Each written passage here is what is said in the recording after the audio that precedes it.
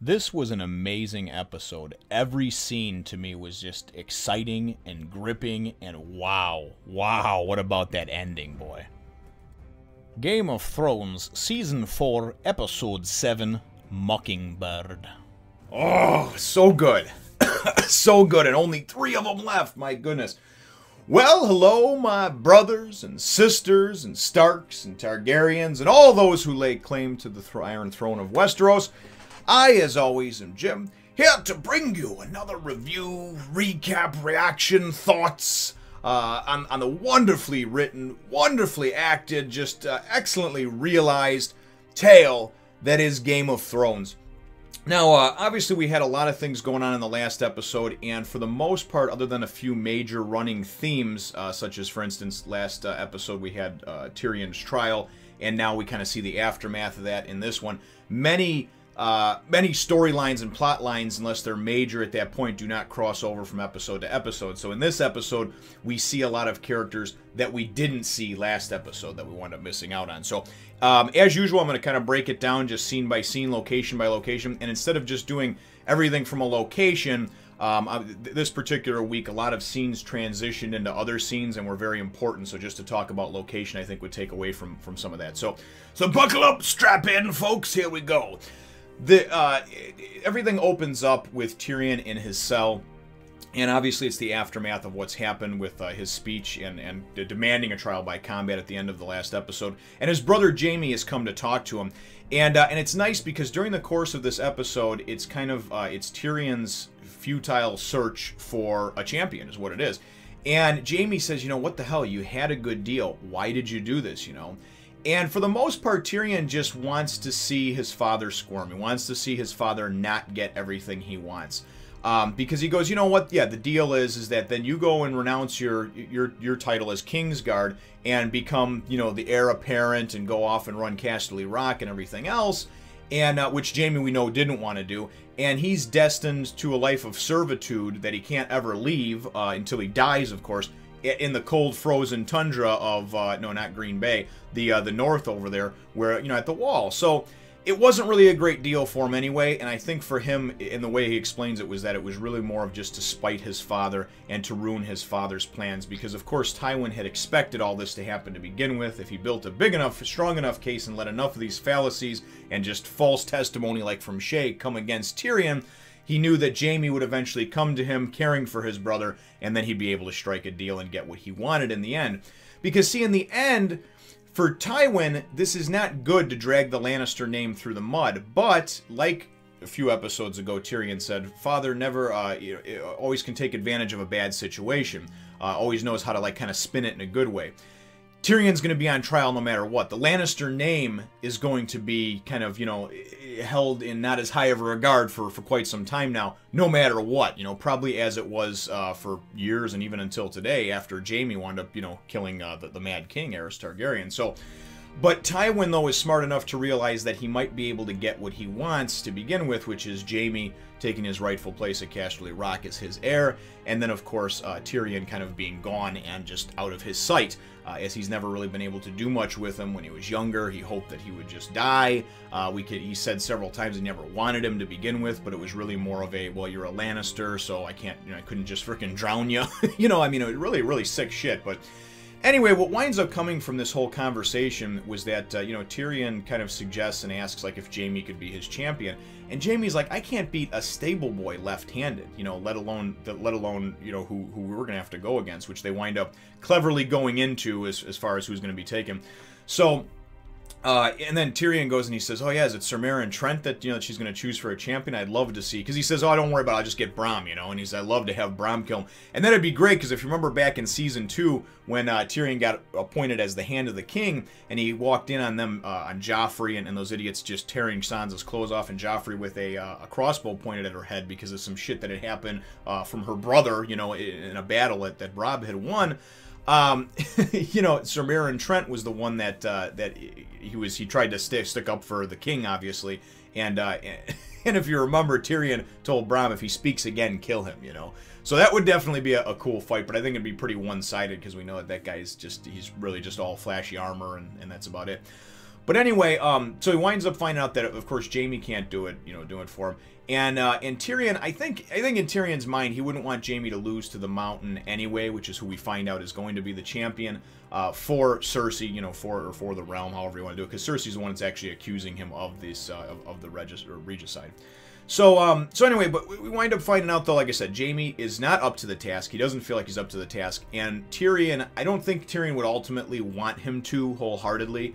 But I think in Tyrion's mind, he's like, well, if you wind up losing, hey, then Father winds up still losing out because he loses his heir apparent and the one that he wants, But that transitions very well into the next scene because then he says, well, who has Cersei chosen for her champion?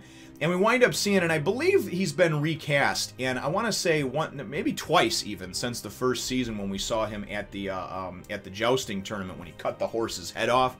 And then we saw him at Harrenhal in the second season, and I believe it was a different character that was playing Sir Gregor Clegane, the Hound's brother, the Mountain, obviously. And in this one, he just looks like, this guy just looks like a beast. It looks like they just ripped him straight out of like a Conan movie or something. Dude's like got his shirt off, and they're sending like, I don't know if they're like peasants or they're people that were maybe like thrown in the dungeon for something or whatever, and they're just sending bodies at him for practice, and he's got his giant sword, and it's brutal and gruesome. He's slicing heads off. One guy just goes and cuts down, just swipes his sword and cuts his legs off from the knees down. Just destroys people, And Cersei's looking on, and it's actually a pretty brutal, gruesome scene as we've come to expect in Game of Thrones. But Cersei's just got that sort of sly, just smirk, that smile on her face, like I'm going to get what I want. Nobody's going to be able to beat the Mountain. And you look at this dude, and he's imposing. He looks like every bit of like a steroid-pumping WWE super wrestler, man. The guy looks like he's about 6'4", 6'6", maybe even taller. I don't know. It looks like he's about, I don't know, 320, 350 pounds. He's a big boy, and he's of course got that just 5-foot long sword as well, which is very imposing. But anyway, we wind up seeing that, and then of course, she comes up and has a quick conversation with him as she walks over. And as she walks over with her, I love it how she's got her dress and everything, and you see this beautiful shot. This show is just shot so well. Obviously it's scripted very well, but some of it is the shots and the way it goes. It goes in close and tight on from her, like, maybe the knees down, just seeing her dress flowing as she's walking by, like the carnage and blood and just like disemboweled and just body parts and shit, walking through the carnage to get to Sir Gregor and basically, say that he's going to be their champion. Because she says, thank you for riding so quickly in this net. So obviously he must have, wherever he was, at Harrenhal probably, he still got, he got a raven and said, sending for him. And then he just says, who am I supposed to kill? So this character doesn't have a whole lot of depth, and personally to me it's just going to be some fodder, because I'm hoping that who he goes up against, no matter who it may be, winds up killing him, because I don't like this guy, I never really have. The scene though transitions very well, and then goes and takes us into takes us to the Riverlands where the Hound and Arya are. And they wind up coming upon, we haven't checked in with them in a couple episodes, but they wind up coming upon a guy who's sitting there. He's been stabbed, it looks like, in the stomach area. He's bleeding out slowly. His wagon's been overturned. He's probably been overtaken by bandits, robbers, something, And when they stop to ask him about it, he's just like, who knows, Basically, the world has gone to shit in a lot of different ways because of the war, because of the rebellion, because of this. So we know that there's a lot of bad things going on. There's even a lot of people that are supposed to be, Lannister men or King's men, like the ones that the Hound and Arya took out in the first episode of this season, that are really just scumfucks that are utilizing the crown, you know what I mean, and then the protection of it to do what they want. So this is pretty much like almost like an anarchy rules type of deal. It's very much how I look at it. The scene, though, is played out very, very well, I think, because this guy, Arya, winds up having a conversation with this guy as he's dying, and he says, I don't even know why I'm going on, like why I'm still hanging on, Or I think she says why, and he says, out of habit. That's why I'm kind of hanging on.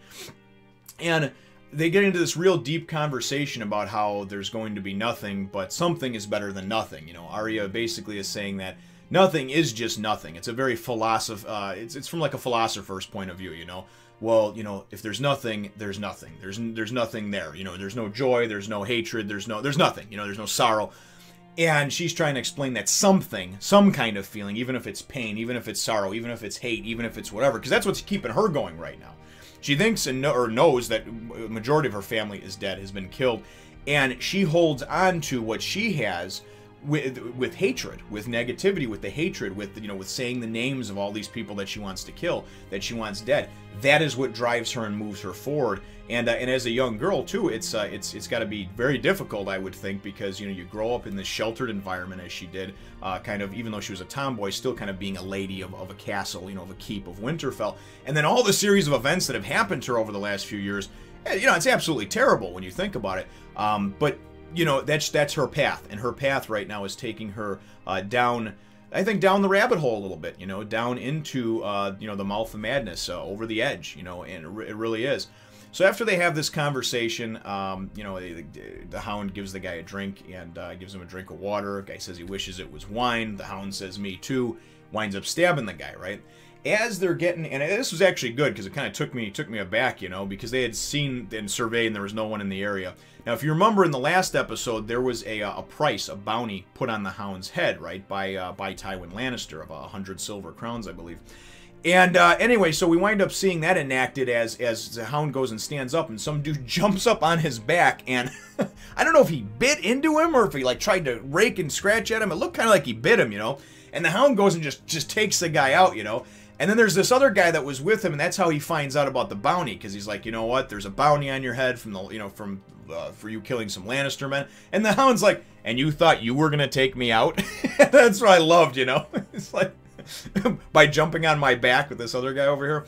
Anyway, what this serves to really show and showcase is prior to this scene happening, or prior to this portion of the scene, when the Hound went and stabbed the man who was dying as a merciful killing.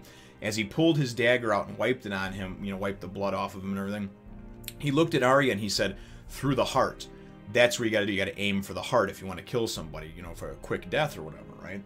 And this was cool how quickly this transitioned into things, because the Hound goes and Arya recognizes this guy, and Arya recognizes this guy as one of the people that was taken out when they were on their way to Harrenhal as kind of like slaves or whatever, that were captured. And this was one of the guys that threatened her. I think he was the one that said he was going to shove something up her asshole or something like that, And Arya, and obviously was just a mean, evil person, So the Hound goes and he's like, "Is he on your list?" And she goes, "No, but he could be. I just don't know his name, Because she obviously says the names for Liz." And then it was so fitting because the Hound goes, "What's your name?" And the guy goes and says his name, whatever forgettable name it is, Gorge, Gory, whatever. And right as he says the name, Arya goes and does just this beautiful fencing pose where she goes and pulls her sword out, needle, and just steps forward and just jacks this guy right in the freaking heart. And my jaw dropped for a minute, because even though I know Arya, she went complete mouth of madness, dark side in the first episode of the season, that was really in more of a self-defense, and those were these people that she truly hated for what they did to her friend and blah blah blah, But man, was this done well, because to me it just happened very quickly, and it was very unexpected, and just all of a sudden, bam, right through the heart. And it's like, wow, she's a fast learner. And to be able to turn it on like that and just be cold-hearted and just take someone's life and then just move on from it and be done with it, to me, it's pretty cool to see her trajectory and her path, I guess you would say. And I just hope that it's something that, as she descends into darkness, that she can still go and separate the darkness from the light, the good from the bad, and she can still go and come back, so to speak. So next, we wind up moving on to the Wall, and we get to check in, of course, with Jon Snow, on their return journey from Craster's Keep. And as we know, Alliser Thorne, who's kind of acting commander right now, just really, truly, just hates Jon Snow, and he's a prick. I mean, he really is. If you look at him, he's like a hairy dick with eyes, And he really is. He's a guy who, if I saw in real life, I just want to do one of those, But really, it was a short scene, and what it is that, of course, he's reporting back from what happened at Craster's Keep. They said that they could see the fires from Mance Rayder's army, and that they were approaching, they were getting close to that. And I don't know how far Craster's Keep is once you get north of the Wall. I'm assuming it's still a few-day journey at least, so we're talking probably, I don't know how fast you move in the snow when you're walking and everything else, but really the bottom line is that this scene was to serve just to show, in my mind, that Alliser Thorne is just, he needs to be removed. He's a pain in the ass. He's just a you know what I mean? He's just a thorn in my side, punch in the dick, And, he makes Jon go and lock up his dire wolf, no wild animals here type of thing. Stickler for the rules when it suits him. But as Jon goes and has a kind of meeting in front of the board, so to speak, and explains what happened and about Mance Rayder approaching, he says that, listen, he goes, we should cave in the tunnel. He goes, we should go and cave in the tunnel and flood it so it'll freeze over. That's the only way through. And he's explaining, and as they say, no, you're just a steward and you don't know anything, and all these thousands of years that the wall and this keep is held, nobody's ever breached it. You know what, dude? There's a first time for everything, okay? And you're not going to hold 100,000 people back, he's explaining, number one. And number two, he asks him, he says, have you ever seen a giant? He goes, well, I have, And they're talking about, well, that steel on those bars is 4 inches thick and this and that. And he's like, yeah, it won't hold. So anyway, after he winds up consulting one of the builders, after Alistair Thorne does, one of the builders, of course, says, no, I don't think we should flood it, and that's pretty much the end of it there. So he winds up kind of as penance for Jon Snow speaking up, or just because he's a dick. He goes and he puts Jon Snow and he puts Samwell Tarly up on the Wall's watch, night watch, basically at nighttime when it's coldest, of course, for the next, till the next full moon, when he says Mance Rayder will be reaching them by then. So ultimately, kind of a throwaway scene when you think about it. I don't know, just nothing really of consequence happened, The next scene that I really enjoyed, and I enjoyed the progression of these 3 scenes with Tyrion throughout the course of the episode, because they were peppered out perfectly at the beginning, the middle, and then towards the end. This scene that comes in the middle, Tyrion, before he finished with Jaime, he said, that's fine, I'll get Bronn to fight for me. He fought once before and was my champion. He'll do it again, I'm sure, if I pay him right. So Bronn winds up coming in to Tyrion's cell, but Bronn's dressed fancy. He's got himself a nice cape on, he's, all this other stuff. And Tyrion makes note of that, what the hell. Well, Cersei has gotten to Bronn. Cersei's gotten to Bronn, and she's promised him a marriage. He's now betrothed to some lady, whatever, so of no consequence. But basically, and Tyrion winds up explaining to him that this woman that he's marrying is actually the younger sister and not going to be the first to inherit this castle and the keep and everything else. And Bronn, basically being the scumbag that he is, right? Because he's cool, but he's a scumbag, right? And this actually plays into what was said in the episode, but anyway, or in the scene. But he basically says, like, listen, he'll take the sister out and do whatever he's got to do. She'll have a fall. Ladies have falls from their horses and break their neck all the time. So the one that he marries, of course, will be the one that then he can inherit the castle. Tyrion just pretty much tries to go and turn him and say, hey, listen, I'm married to Sansa, who's the next heir apparent to Winterfell, and if I get out of here, of course, if you beat the mountain, I can give you a whole lot of land and keeps and everything else in the north in Winterfell. And he basically says, or towards Winterfell, and he says, the north is cold, and he says, and then he goes and he says, listen, put yourself in my shoes. I like you, I do, okay, but I just like myself more. He goes, think about it this way. Would you rather go and be cuddled up to someone soft and warm that you get to fuck every night, as he says? Or, or would you rather go and fight the mountain? He goes, sure, I may be able to beat the guy, but he's freakishly big, freakishly strong, and surprisingly fast, for his size. He goes, maybe I can dance around him and tire him out, but one false move, one sidestep the wrong way, I'm done, right? So this is really me laying my life on the line for something that I may not even be able to get, and Tyrion offers him gold. He's already got gold, And the nice thing about this whole thing is that Brom's basically just like, he apologizes, says, I'm sorry. And what I liked is Tyrion's like, why are you apologizing? It's like, you're a backstabbing cutthroat, man, that has no heart and no sense of loyalty to anybody. That's why I liked you. That's why I hired you to begin with, right? He wanted somebody like that, would go to the next level, that would go and drown a baby if he told him to, right? And I don't know particularly if Bronn would do that, but I think he probably would if he was paid the right amount of money. Bronn will basically do whatever it is that you pay him to do, right?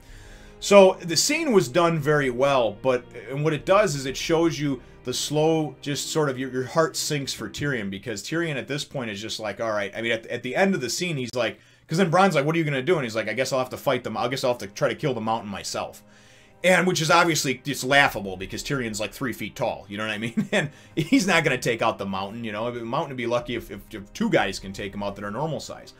Anyway, the scene, again, was played out very well. It was done very well. It was executed very well. And really, any scene that you see Tyrion or Tywin in, even Oberyn, these guys are just at the top of their game, and they're playing their characters so well. It's like they are the characters. When I see an interview with Tyrion, Peter Dinklage, and I see him speaking without his accent, not in Tyrion form, I don't think it's the same person, because he just makes me believe that much more that he is Tyrion Lannister, The next few scenes actually play out kind of like a softcore porno in a lot of ways.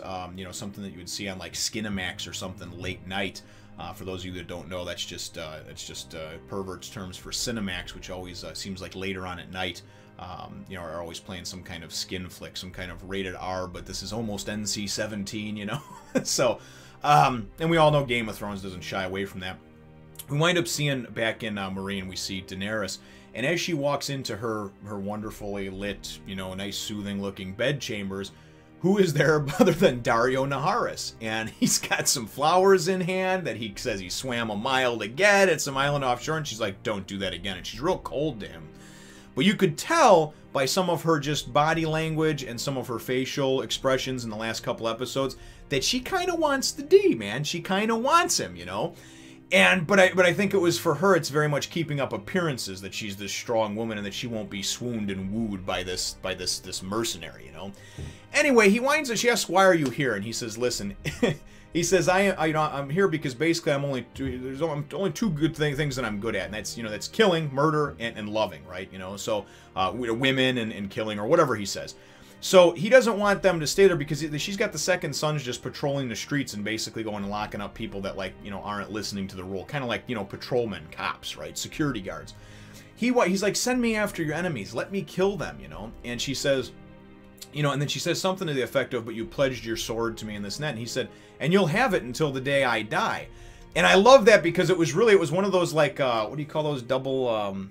it had like a double meaning to it, you know. He meant his sword. He meant, you know, to kill people or to bang the shit out of her. Let's face it, that's what he meant. He was talking about his little Daario down there, his little Daario Naharis, or of course his actual sword for killing people. So it's great because this scene played out really nice, and she goes and she pours herself a glass of wine from the little decanter or whatever there, and she sits down and she says, "Okay, take your clothes off." And I'm like, you gotta be kidding me, right?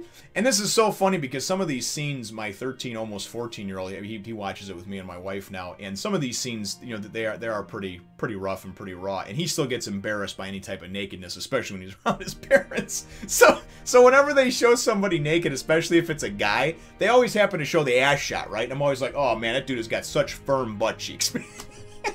And I just love it because he, like, squirms. He's like, "Oh, Dad, why would you say that?" You know? And I'm like, no, I'm serious. Dude's in good shape. So anyways, this dude undresses and everything as Daario undresses. And obviously you can insinuate and know what's going to happen next from there. So then it winds up transitioning really quickly to the next softcore porn scene. And that's the Red Lady, Melisandre. And Melisandre is going in, and she's in her, she's sitting back in a tub, you know, just relaxing over there in Dragonstone. And I know I made a mistake last time and said Storm's End, but, you know, there's a lot of things to remember, and occasionally I just misspeak, you know. But anyway, we know that, of course, they're probably on their way back now, but that Stannis and company went off to Braavos. And Melisandre is here. She's taking a bath. She's butt naked. First you can see her left titty, and then you wind up seeing both of them head on. And although she's very cute and MILF-like, she has tiny little nipples. Very strange.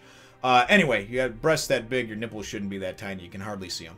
But, so Stannis' wife, Selyse, walks in, and this is kind of a weird wild card sort of thing that I don't know. Maybe I'll learn a little more from the book readers what this exact relationship is, but the Lady in Red, or the Red Lady, or Melisandre, whatever you want to call her, has obviously came to Stannis at some point, and, like, Selyse is okay with, like, them fucking, even though they're married and stuff. She's okay with all the different stuff that she's done. Like, I get the whole, okay, you bought into the religious, the Lord of Light, all that bullshit. But, like, you're just, like, she's asking her, like, intimate... First of all, she's peeping on her. She's looking at her, like, with a lustful look. And I'm thinking that we're going to get a Game of Thrones lesbian scene here, you know? And not like, again, it's not like it's anything we haven't seen before.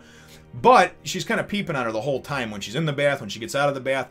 And Melisandre, you know, I don't know what her deal is exactly. I just know that I don't trust her completely, you know?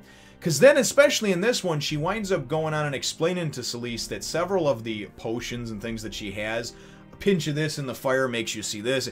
Basically, what she does is she guides people down a path, and she lets a lot of people see what they want to see in the flames, that type of thing. The Lord of Light will truly speak to those that he wants to, but there's other ones that she kind of guides down her own path, and she basically says it's all trickery, it's smoke and mirrors, you know?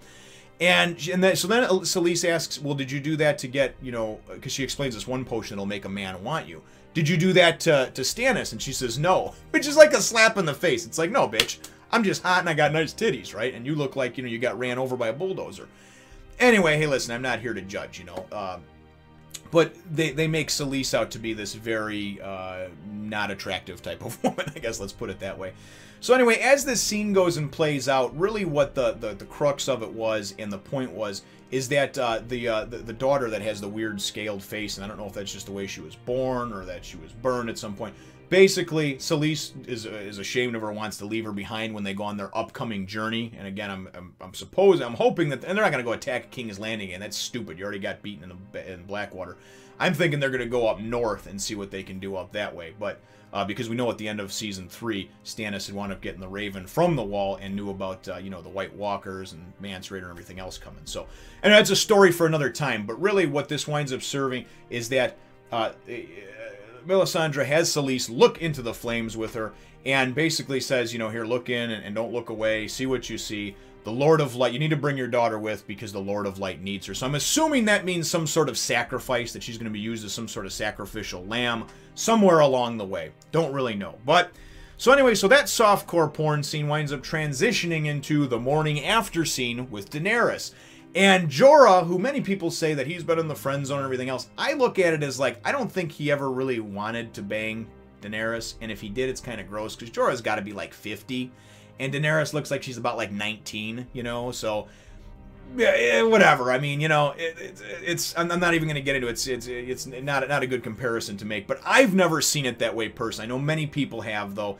But anyway, as Jorah walks up the stairs, Dario is going and adjusting his shirt, and he's walking down, right? And then Dario goes, as if not to add insult to injury, he goes and then says, oh yeah, and she should be in a pretty good mood, right? Like, I just fucked her brains out. So Jorah goes in and winds up talking, and obviously the immediate thing that comes out, Daenerys is looking beautiful too, by the way. She's a very beautiful woman, but she has on a very nice dress, and she's looking very nice and regal, not just like that weird boot look that she had going with the boots and pants for most of their journey. She's settled now, and she's got on a nice dress, showing some skin. But anyway, so as she's looking over some things, her and Jorah start having this conversation, and Jorah, says that he's not really upset with her. It's just that he doesn't, how can you trust a sellsword, right? How can you trust somebody, And she says, well, you were a sellsword before you basically committed to my brother and his cause. How can I, but I trust you, right? So he's trying to explain that, you can't do that type of thing, or you shouldn't, it's very, it's not the right thing to do. And whether it's that he's jealous or whether it's that he just doesn't trust him, I don't know. But the conversation as it goes on, I think was kind of nice because Daenerys said that she commanded him and his 2,000, men, or the majority of them, the second sons, to go back to Yunkai, which has been, of course, retaken by the slavers, one of the cities that he freed, and basically to just kill all the slavers, just fucking slaughter them, right? Well, Jorah goes, and he's the voice of reason, as Sir Barristan was a couple episodes ago, and he says, you really shouldn't do that, And she says, well, how else am I going to go and put...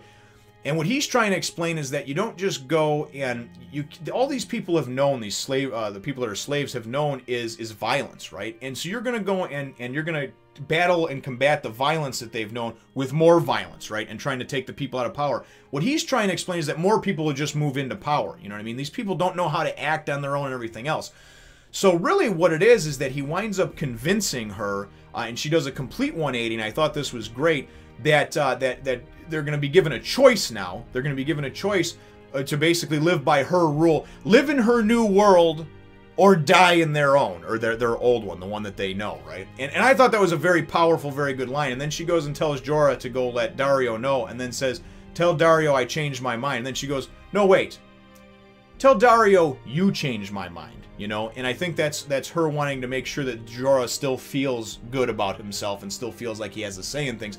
And it is nice because she's still young and naive, so he was able to kind of not turn her from the dark side and just doing this evil, hurtful thing, but basically saying, hey, listen, you go there, you can basically say, listen, this is what she did to the people of Marine, crucifying everything that didn't want to do things her way. So you can either do things her way, or you can go and be put up on a post over there and put your head on a spike or what have you. So I thought it was very well done, and I think it's a nice growth period for Daenerys and just what she's going to have to do. Because she has to be able to prove that on some level she can lead, but she also has to be able to take advice, like when Tywin would talk to Tommen a few episodes ago. A good king or a good ruler, a good queen, whatever, somebody in power knows when to listen to others. And they know what they know, and they know what they don't know. If they don't know about something, they're willing to take advice from others, and that's what you have to get from this. In the next scene, we wind up checking in with the Hound and Arya, and the Hound obviously is trying to tend to the wound that he has from being attacked. And we all know he's afraid of fire because of what happened, his face being deformed, the story about his brother, but it's never really been expounded upon or confirmed other than that, you know, just kind of his brother did that to him. We don't know what for or why, and it was really a touching story that, for me, really gave me some newfound respect for the Hound. He's a person who's been forced into a position where he has nothing and nobody, and he's had to do what he's had to do in the servitude of others or whatever, just because he's had to. You know, he's one of those guys that, deep down, I don't think he's like a good guy. He's more of a realist, but at the same time, he's had to do some terrible things that he probably didn't want to do. And anyway, Arya tries to go and tell him that she needs to go and basically, you know, burn out everything, burn out the infection, and pretty much cauterize the wound, I'm thinking, as well. But he doesn't want to have anything to do with fire. She knows he's scared of it and this and that, and he breaks down and tells just a great story, and again, very, very heartfelt and tearful if you happen to like a character like that, or if you can empathize with a character like that. And it turns out that his brother, the Mountain, wound up burning his face like that because he accused him of stealing a toy of his. So when they were kids, obviously, and I mean mutilated him, and he's still messed up till this day, almost killed him. And he talks about, I mean, it's really gruesome when he talks about it. He says, first of all, he was just playing with the toy. He didn't steal it. And second of all, you know, he goes, the pain was bad. He goes, but the smell was worse, you know. And the worst thing about it, though, for him was that it was his brother that did it. And I'm going to tell you from personal family experience, being the oldest of 6 kids, having 5 younger brothers and sisters, and I feel like over our, not to get too deep into family matters, but over the years, there's been many times where I feel like various siblings have turned their back on me or my kids especially, and it's a tough feeling, and it hurts even more when it comes from somebody that is your family. So I really could sympathize and empathize with the Hound, because he talked about the worst, the hardest thing being not so much the pain, the smell, all those things, being deformed for the rest of his life. It was the fact that his brother did it to him, and his father covered for him. His father went and said that his bed stuff caught on fire, and obviously back then they would stuff beds, I'm sure, with probably straw and stuff like that. That his bed caught fire, and that's how his face burned like that. So a very touching scene, man, and really was just, you know, it's hard to say. I wouldn't say like a tear-jerking scene, but it brought up some emotions with me. And I kind of looked at Arya and I'm like, come on, take him off of your list, you know? He's really not that bad of a guy. Because, I mean, you know, you remember he did save Sansa from getting raped and killed and what have you, you know, back in Season 2. And I don't know, I kind of feel for his journey, you know what I mean, that he's had. I don't agree with some of the things that he's done, but it's just like with Jaime Lannister. I don't agree with him banging his sister, but I like a lot of the other things that he stands for and that he's done. So I guess we'll just leave that one at that. The bottom line is, though, is that I think this is going to be them turning away from actually going to the Vale, because now that he knows he has a bounty on his head and that everybody is after him to collect that bounty, I think, because he says you're not even worth it. You're not even worth the reward that I would get. There's no reward that's worth what I've had to go through with you. So I think this may be their turn in their journey to maybe go to Braavos, because she wants to go meet Jack and Hagar there. I still believe that Cyril, her sword dancing master, sword teacher, I still don't believe, because he was never killed. I mean, that we saw, it was off screen. And I believe that, you know, obviously we know he wants to go there just to kind of be a sellsword. So who knows what the future's going to hold with those two, but I like their journey. I like it a lot. We do check in, too, briefly with Brienne and Podrick, and for the most part, this is one of the most lackluster scenes, because Hot Pie, I think they call him, the kind of chubby kid that was left behind, that they wound up going and kind of selling into servitude to the inn over there, and he was going to cook and bake and everything. We saw him last season, and they wind up meeting up with him, and they're asking about Starks, about Sansa Stark, because that's who they're on the trail looking for. And at first, he's very standoffish. He just wants to talk about his food and everything. But the important key point of this is, the key element is that as they're leaving, Podrick and Brienne the next day, he goes and tells them that he doesn't know no Sansa Stark, but he explains the whole journey of Arya Stark. And now this is the first real confirmation that anybody has gotten, other than us, of course, as the viewers or the readers or what have you, that Arya is actually still alive after the beheading of her father, Ned Stark, back in Season 1. Nobody has seen her since then. There's been no confirmations. She's had a journey, though. I mean, she was a cupbearer at Harem Hall for a few episodes in season 2 for Tywin Lannister. I mean, she's been captured. She's had a lot of different things go on. She was almost part of the Red Wedding. Like, if her and the Hound had got there like an hour before, she's had a magical journey. Anyway, what this winds up doing is going and putting them on the trail of one of the Starks, of Arya Stark. And then they go and they're going to head off towards the Eyrie, you know, because Podrick winds up going, and one of the things that he did learn from, that he did pick up as being a squire in Tyrion's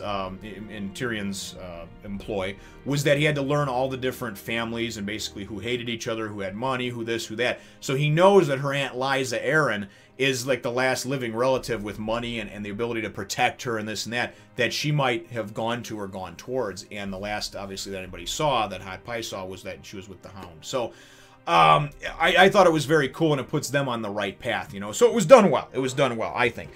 The second to last scene was good, and the best was saved for last, I thought. But you wind up having Tyrion sitting in his cell. It's dark, everything else, you know. And I kind of got clued into this last week as I started thinking about it, and I was hoping that this would happen. And all of a sudden, who walks in but my boy Prince Oberyn, right? And especially once they announced the Mountain as the champion for Cersei, I was thinking, oh man, Oberyn's going to want some of that action, right? And Tywin, when he asked him to be on the small council and to preside over these hearings, he said that he could make an arrangement, a meeting between him and the Mountain happen. So whether it was by happenstance or it just happened to be all the stars aligned, Oberyn comes in. And it was a powerful, powerful scene. Anybody who thinks otherwise, I mean, seriously, I dare challenge me. Let me know down in the comments why you didn't think that this was so well done. We know that Cersei hates Tyrion and has for a long time, but we had no idea how much and how long that deep hatred went. Oberyn tells us this story of when he first visited, that he met Tyrion when he was a baby, right? And when he first came with his father and his sister to Casterly Rock, and they had heard all these things about Tywin Lannister's mutant child, like this monster, and that he had a claw and a red eye, and he was deformed, and head twice the size. All these rumors went around. Nobody could see the baby and everything else. And they obviously don't have the internet, so pictures can't get out on Facebook, or can't be bought by TMZ or what have you. Nonetheless, though, you wind up finding how deep this hatred. I don't know how much older Cersei and Jaime are than Tyrion. Probably only a few years. But as Tyrion was a baby, and Prince Oberyn was able to look upon him, and he explains this whole story, that leads up to it. And he says, and then I went and I gazed upon you, and yeah, sure, your head was a little bit bigger, and your limbs were a little bit shorter, but you were just a baby. No claw, no red eye, no monster, right? Cersei blames him, though, just as Tywin does, for killing her mother. And whether she was 3 or 5 or 10 at the time, I don't know.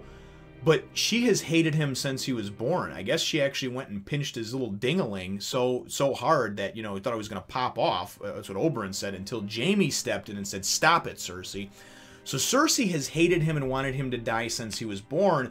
And whether you love or hate Cersei, you have to look at it from a child's perspective.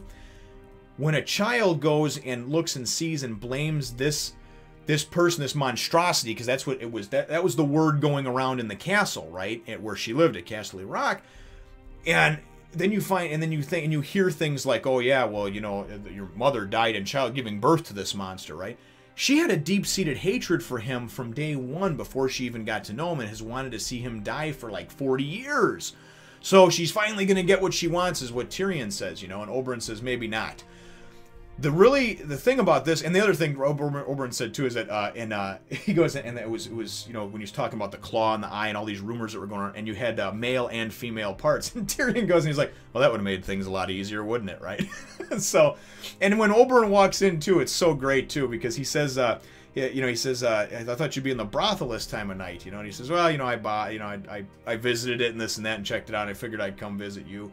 And Tyrion says something about like, yeah, I've got everything here except for, that type of, obviously except for the horrors and stuff like that, he's got all the comforts of kind of being like just a lowly scum, Anyways, the scene was played so well, it was done so well, and for me, I mean, it brought a tear to my eye, because it really brings some insight into why Cersei hates him so much. obviously it's unfounded and everything else, but if you think about it, up until about a year or two ago, Tyrion was basically, he played the role of the kind of bastard son almost, you know, the forgotten Lannister. He was this imp that basically went around with a big mouth, and he's got a real sharp mind, so very, very quick of wit, and very quick to cut people down with his words, and did nothing but drinking and whoring anyway. You know, he kind of fit the bill of this hated person in the family. So I'm not saying that I agree with Cersei, but I'm also not saying that I can't understand where she was coming from because of how young she was and everything else. So anyway, the bottom line is that Oberyn is going to be his champion. Oberyn wants to go and take out his vengeance and act his vengeance first on the mountain for killing his niece and nephew, and for obviously raping his sister with their blood still on his hands, and then splitting her in half with his sword. So I think this is going to be great, because Oberyn, we know, is a slick fighter and a hardened battle commander, and I cannot wait for the next episode. Gotta wait 2 weeks, 2 weeks, because they're off for Memorial Day weekend, bastards. Make the season seem a little bit longer. The final scene, though, that winds up playing out and was really the best is it takes us back to the Eyrie.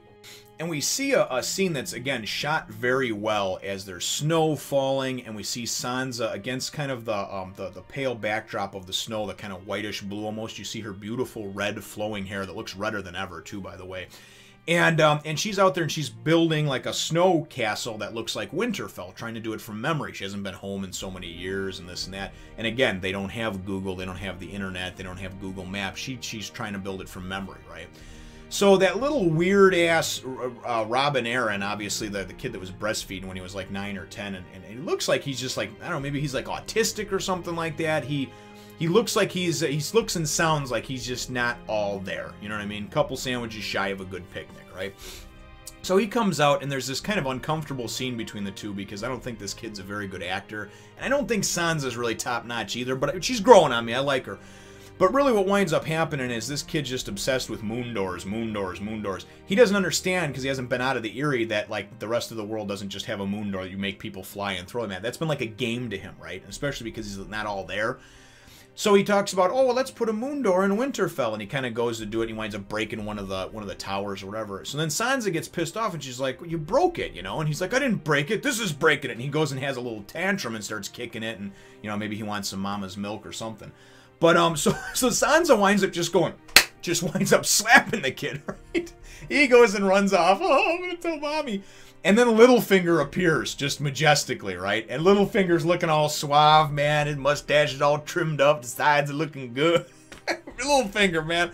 He just appears. And we haven't seen him, of course, since, you know, the bomb was dropped a couple episodes ago, that he's been behind pretty much every fucking major event in Westeros for the last several years that's happened, good or bad. And we know, obviously, he's married now to Lysa Arryn. He's Lord of the Vale. But he winds up coming up and having this conversation with her. And he says, basically, you know what? It should have happened a long time ago, but his mother should have done it. Like, he's just a spoiled little brat piece of shit. Now, we know that, as it stands right now, Sansa is supposed to actually marry him when he gets older and you know, all that other stuff. But that's still a long ways off. The kid looks like he's still really wet behind the ears, maybe 10, 12 years old. What winds up happening in this scene, and it was, again, played very well, is that Sansa goes and asks Littlefinger, why did you kill Joffrey, you know? And Littlefinger explains about how he loved Catelyn. He loved her mother, and he goes, in another life, you could have been my daughter, right? And then at first, and so then I was thinking, I was like, okay, great. So now he's looking at her, he's like a father figure, and he's looking at her as like he's, you know, an uncle or a father figure to her, because she's lost so much. Her mother, her father, her brother, all that stuff, right? Well, then he goes and he explains that, you know, about the killing Joffrey thing, it was really getting back at him for the Red Wedding, right? And the thing that gets me about it is that, you know, Tywin was the one that planned that and everything, but I don't know, I think in his mind, it would hurt the realm the most and hurt Tywin the most to go and maybe take somebody like Joffrey out of power and have all that upheaval, and of course the trial, and making it look like it was Tyrion and everything else. But that's a story, again, for another time, and a debate for another time. But really what he winds up saying is that he killed Joffrey because of his love for Catelyn. So, and then, in a creepy turn of events, he goes and talks about how Sansa is more beautiful than her mother ever was. He grabs her face, gently comes in, and kisses her, right? And I'm like, oh, fuck. And then the way it's shot is perfect, because who's peeping in the background? The peeping Tom over there, the stage 5 clinger. And that would be Lysa Arryn, right? So you know shit's about to go down because Sansa not only kissed her man, but she slapped her baby, right? And you know that type of shit can't go on. So I don't know why all of a sudden I just went into like ghetto talk, but so nonetheless, it winds up going into the last scene of this episode, and it was just so great, so great.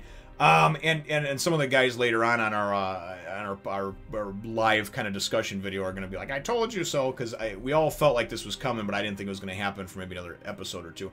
Nonetheless, though, in the main throne room, whatever you want to call that, there where the moon door is, it's open, and we got Lysa has summoned Sansa, and Sansa thinks that she wants to talk to him about her slapping Robin, right?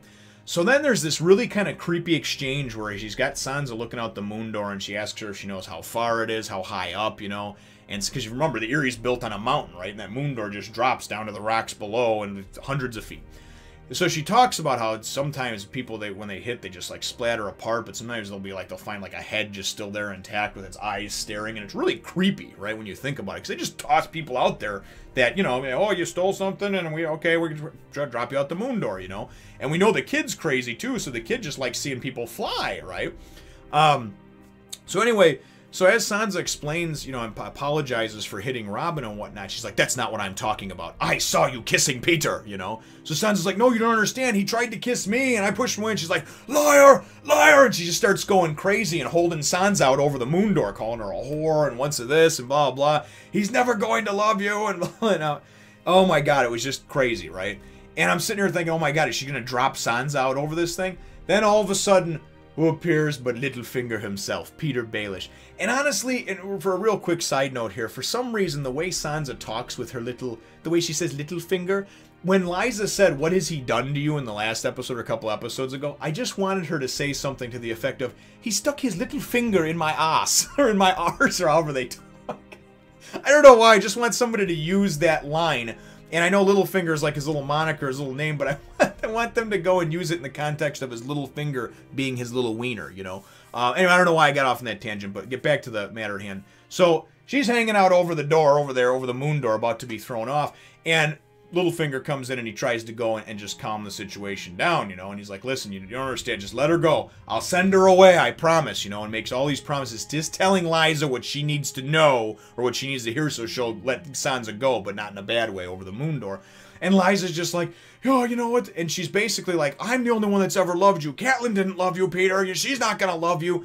And, you know, Lysa, I kind of understand where she's coming from, but at the same time, there's a reason why people don't love her. She's batshit crazy. She really is. She is gone. She is a stage 5 clinger. She is that broad that she be texting you all night long. What you doing? What you wearing? I heard you were with a girl. I heard you were near a girl. Are you anywhere near a girl? Are you thinking about me, or are you thinking about other girls?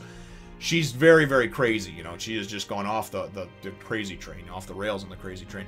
Anyway, the scene plays out wonderfully, and then towards the end of it, you know, he comes up, he gets her to eventually let go of Sansa, and then he goes and he grabs Lysa, and of course they're still propped up near the moon door, and Lysa's got her back to it, and he goes and he kind of holds her, and he says, dear Lysa, there's only one woman I've ever loved, right? And I'm like, oh man, he's going to say something nice to her just to kind of keep her going for a while, because I thought that things were going to transpire a little differently, and that was going to be played out a little bit longer, you know, timeline-wise. And because they just got married, right? Like maybe a week ago or something. I don't know. I don't know, Game of Thrones, I don't know how long it is. But he says that. He says, there's only one woman I've ever loved. And then he says, your sister. And he just drops her ass out the moon door. And I'm like, are you kidding me? Really? Now, there's no witnesses around but Sansa for this, so I don't know what the repercussions are going to be. And I felt like, and so did the discussion group that I have later on Mondays on Zoro Fanboy 124's channel. Go check it out if you haven't. But, and I post them here the next day as well. But anyway, we all discussed and we all thought that, yeah, Lysa was going to need to go. That was part of Littlefinger's plan. I just didn't think it was going to happen this soon because they just got married and consummated their marriage. You know what I mean? And doesn't anybody think that that's kind of weird that all of a sudden he comes around, they all of a sudden get married? Because all the shit they've been doing over the years has been in secret, right? And now all of a sudden she's going to go and, you know, after all this happens, now all of a sudden she just falls out the moon door. How's he going to explain that one, you know? Anyways, that's how the episode ends off, and man, did they leave us with some great cliffhangers. I cannot wait for the next episode because I'm presuming that we're going to see the Mountain. We saw in the previews we're going to see the Mountain versus Prince Oberyn, you know, the Mountain and the Viper. And very, very cool stuff. And really, at the end of the day, this has got to be my favorite running series. When the season's over, I'm going to pick up and obviously read the books. As the season's been progressing, I've been doing everything I can, watching videos, reading different things, to kind of pick up different stuff on the lands, the people, the history, and all that. And I'm actually going to start doing more videos as well on my Nerd Nation TV channel, histories of the families, things like that, because I know there's a lot of people that watch the show as casual viewers, and if they don't know some of this information, you're really missing out. My first couple times through the show, I didn't know a lot of these things, and it was good, but it wasn't next level, right? Now that I know some of the things that I do and how it's been so wonderfully realized and created in this whole world and system and ecosystem and races and people, it's all been created with such lavish and great detail by George Martin that honestly it's second to none. It's second. I don't know that I've ever seen such a rich history and stuff told. There's so many different things that you could spin off and go with just based on how much history and how much backstory he has created for each one of these characters, each one of these houses, each one of these areas, and just absolutely wonderfully, you know, realized. And I think HBO is doing a great job. I give a lot of credit to David Benioff, I think it is, and D.B. Weiss, the two guys who are working with George Martin and obviously, you know, creating this wonderful series, man. Beautiful stuff.